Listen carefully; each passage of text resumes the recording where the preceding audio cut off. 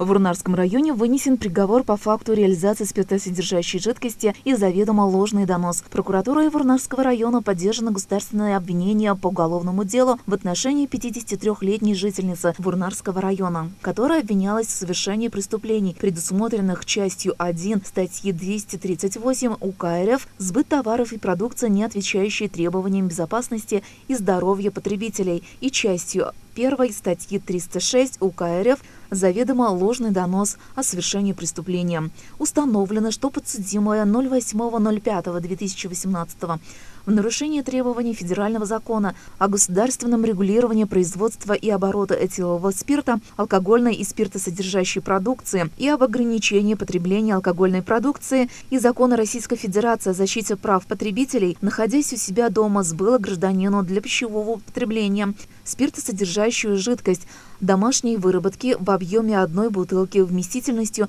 0,231 литров. Проведенной по делу экспертизой установлено, что указанная спиртосодержащая жидкость не отвечает требованиям безопасности.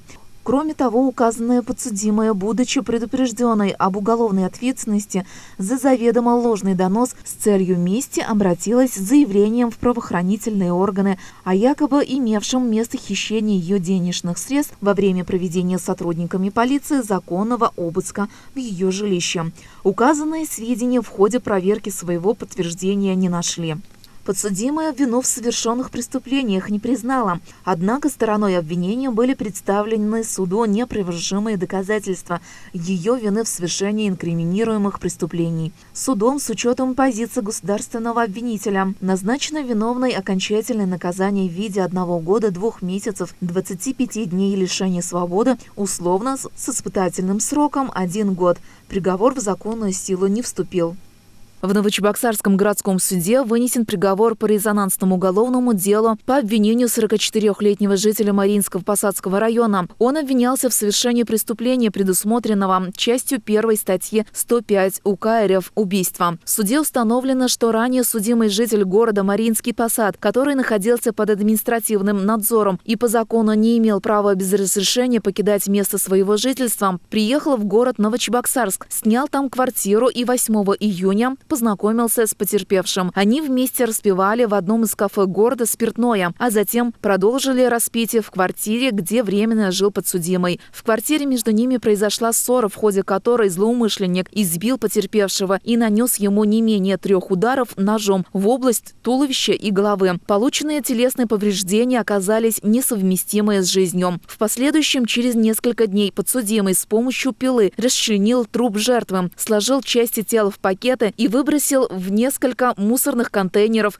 и овраг на территории города Новочебоксарска, где они были обнаружены. Установить преступника помогла оперативная и скоординированная работа прокуратуры и всех правоохранительных органов. Прокурор города лично организовал необходимые мероприятия, направленные на установление личности погибшего и лица, совершившего данное преступление.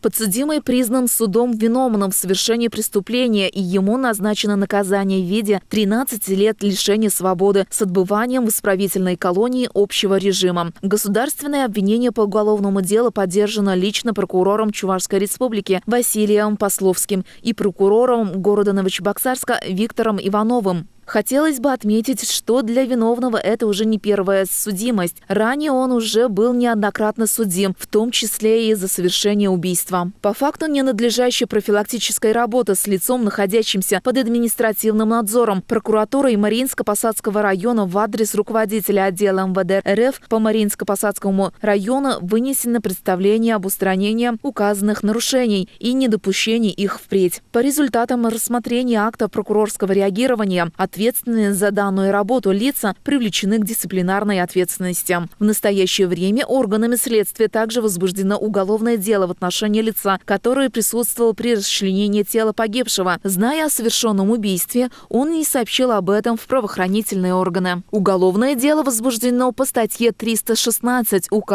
РФ «Укрывательство особо тяжкого преступления». Информация предоставлена пресс-службой прокуратуры Чувашской республики. Текст читала Ирина Константинова.